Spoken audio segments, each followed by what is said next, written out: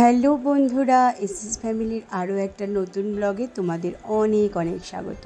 তো আজকে হচ্ছে বৃহস্পতিবার, আর বৃহস্পতিবারের এখন বাজে সকাল 8টা।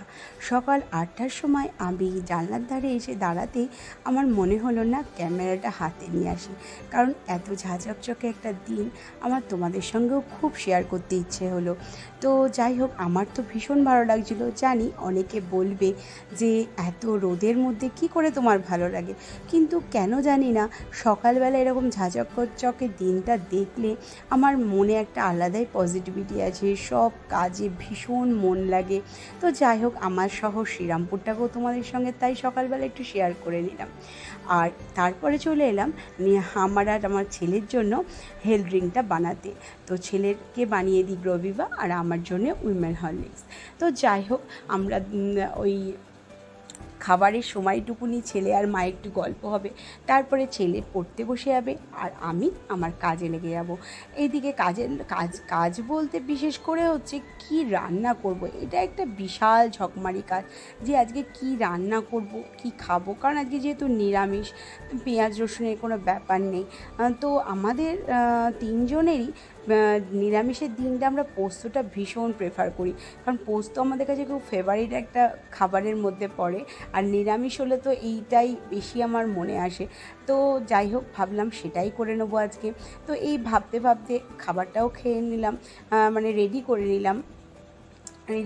করে এবার ভাবছি যে রান্নার দিকে যাওয়া যাক। তো যাই হোক, খাবার রেডি করে নিই, চলো খেয়ে নিই, তারপরে তোমাদের সঙ্গে রান্নাটা শেয়ার করব। তো এই যে সব কিছু কুটে বেটে রেডি করে তোমাদের সামনে চলে এসেছি। আর ভাবলাম তো পোস্ত যখন করব, পোস্তর সঙ্গে পটল পোস্ত করব, যেটা আমার ভীষণ ভালো লাগে। ওই জন্য পটলগুলোকে অর্ধেক করে কেটে নিয়েছি। সচরাচর পটল পোস্ত আমি গোটা পটলেই করি, কিন্তু পটলগুলো এতটাই বড়, তো যার জন্যে ভাবলাম না অর্ধেক করে করব। আর তার আগে আমি কুমড়ো কটা ভেজে নিচ্ছি, কারণ কুমড়ো ভাজাও আমার খুব ফেভারিট।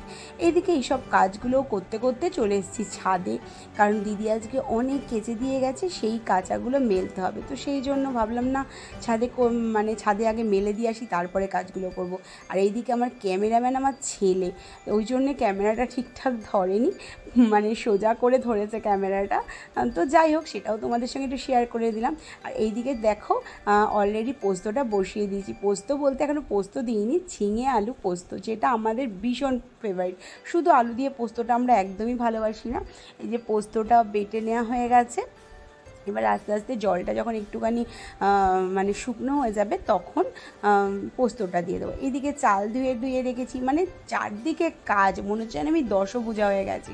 এই যে পোস্ত দিয়ে পোস্তটা যতক্ষণ না পুরোপুরি শুকিয়ে যাবে, ততক্ষণ পোস্তটাকে নামাবো না, কারণ ঝিঙে থেকে একটা আলাদাই জল বেরোয়। তো সেই জন্য যতক্ষণ না জলটা শুকনো হচ্ছে, ততক্ষণ পোস্তটা কমপ্লিট হবে না। তো সেটা তোমাদের সঙ্গে শেয়ার করলাম।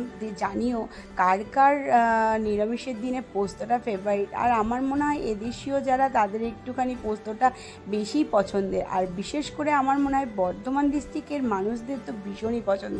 অ্যাকচুয়ালি আমার বাপের বাড়ি বর্ধমান ডিস্ট্রিক্টে, তো সেহেতু বাপের বাড়ি শ্বশুরবাড়ি দুটোই আমার বর্ধমান ডিস্ট্রিক্টে, কিন্তু শুধু কর্মসূত্রে আমি শ্রীরামপুরে থাকি। তো সেই জন্যই হয়তো আমাদের কাছেও পোস্তটা ভীষণ পছন্দের। আর তার সঙ্গে আজকে হয়েছে বিউলির ডাল। বলো তো এই কম্বিনেশনটা কার কার ভালো লাগে? আমার তো ভীষণ ভালো লাগে বিউলির ডাল আর আলু পোস্ত।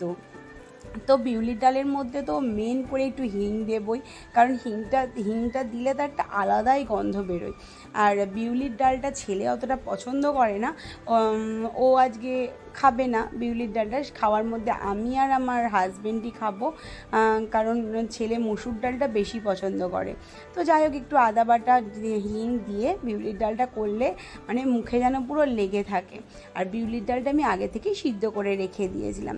আর তাহলে রান্না তো তোমাদেরকে বলেই দিলাম, বিউলির ডাল, ঝিঙে আলু পোস্ত, পটল পোস্ত আর কুমড়ো ভাজা, এই হচ্ছে আজকের খাবার। তো যাই হোক, রান্নাবান্না করে নিয়ে তোমাদের সব কটা রান্না তোমাদের সঙ্গে অবশ্যই শেয়ার করব। আর তোমরাও জানাবে যে আজকের নিরামিষের দিনে বৃহস্পতিবারের খাবারটা আমার কেমন হয়েছে, কতটা তোমাদের কাছে ভালো লাগছে, কতটা লোভনীয় লাগছে। তো যাই হোক, চলো রান্না মোটামুটি কমপ্লিটের দিকে। এই যে সবগুলো তোমাদের সামনে নিয়ে এসে বেড়ে দেখিয়ে দিচ্ছি যে কি কি আমি রান্না করেছি। তো যা যা বললাম সবই এখানেই রয়েছে, আর দেখতে কেমন হচ্ছে অবশ্যই জানিও। তো চলো এবার স্নান করতে হবে, স্নান টান সেরে পুজো করতে হবে, কারণ আজকের পুজোটা একটুখানি স্পেশালি হয় বৃহস্পতিবার, যেহেতু আমার শাশুড়ি মা লক্ষ্মী পেতে দিয়ে গেছেন। তো সেহেতু সেই লক্ষ্মীবারে আমি লক্ষ্মীটা মানে পাঁচালি পড়ার চেষ্টা করি প্রত্যেক বৃহস্পতিবারে। তো চলো বন্ধুরা, আবারও পরে আসছি তোমাদের কাছে।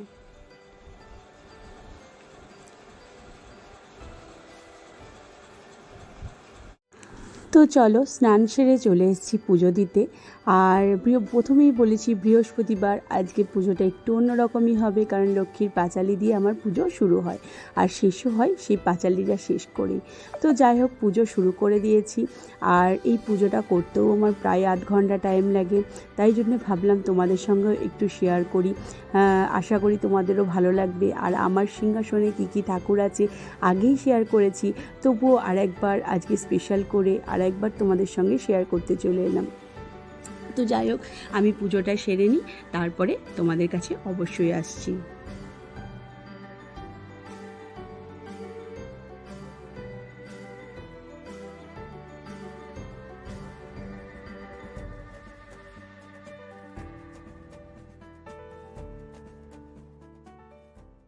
এই হতে চলি আমি কবির কানন, আত্মহত্যা করিয়ে বেজুড়াবো জীবন, কথা শেষে দৃশ্য মনে দুঃখ পচিল, হিত কথা বলে তারে উপদেশ দিল, যাও মাতা গৃহে ফিরি না ত্যায্য জীবন, গুরুবারে সন্ধ্যাকালে বিলিত্রয়গণ, জলপূর্ণ ঘটে দিয়া সিন্দুরের ফোঁটা, আমির পল্লব তাহে দিবে এক গোটা, আসন সাজায় তাহে দিবে গুয়া পান, সিন্দুর খুলিয়া দিবে ব্রতের বিধান, ধূপদীপ জ্বালাইয়া রাখিবে ধারেতে, শুনিবে ব্রতের কথা দুব্বালয়ের হাতে, ঘণ্টাধ্বনি নাহি করো লক্ষ্মীর পূজায়, সচন্দন পুষ্প দেবে ভক্তি ভরে তাই। তো দুপুরে সেই পুজোর পর থেকে তোমাদের কাছে আর আসা হয়নি, তারপরে একটু কাজে ব্যস্ত হয়ে পড়েছিলাম। আর এখন বাজে বিকেল 5:30। বিকেল 5:30টায় একটু ছাদে এলাম হাঁটাহাঁটি করতে, আর বাচ্চাগুলোও খেলছে, তাদেরকে একটু দেখা হবে। তার মধ্যে আমার ছেলেও আছে, তো ওদের সঙ্গে একটু বকবক করছিলাম আর হাঁটছিলাম। আর এত সুন্দর হাওয়া দিচ্ছিল ছাদটাতে, ভীষণ ভালো লাগছিল। তো ভাবলাম যে না, একটু হেঁটে আসলে শরীরেরও একটুখানি মানে কাজ হয়ে যাবে, আর তার সঙ্গে মনটাও ভালো হয়ে যাবে। সারাদিন কম্পিউটারের সঙ্গে বসে থেকে মানে কম্পিউটারের সামনে বসে থেকে রান্নাবান্না করে আর ভালো লাগছিল না। তো যাই হোক, তোমাদের সঙ্গে আজকে খুব ছোটই একটা ব্লগ শেয়ার করলাম। আশা করি কেমন লাগলো অবশ্যই জানিও। যদি ভালো লেগে থাকে তোমাদের তাহলে সাবস্ক্রাইব করে দিও, আর শেয়ার করতে ভুলো না, আর কমেন্ট করে জানিও তোমাদের ব্লগগুলো কেমন লাগছে। আর সবার শেষে বলে দেবো যে সকলে ভালো থেকো আর সকলকে ভালো রাখারও চেষ্টা করো, কারণ সকলকে ভালো রাখার মধ্যে অনেক ভালো লাগা আছে। তো যাই হোক বন্ধুরা, আজকে এখানেই শেষ করছি। আর ভালো থাকবে, সুস্থ থাকবে, সকলকে ভালো রাখার চেষ্টা করবে। তো চলো বন্ধুরা, আজকের মতন টাটা।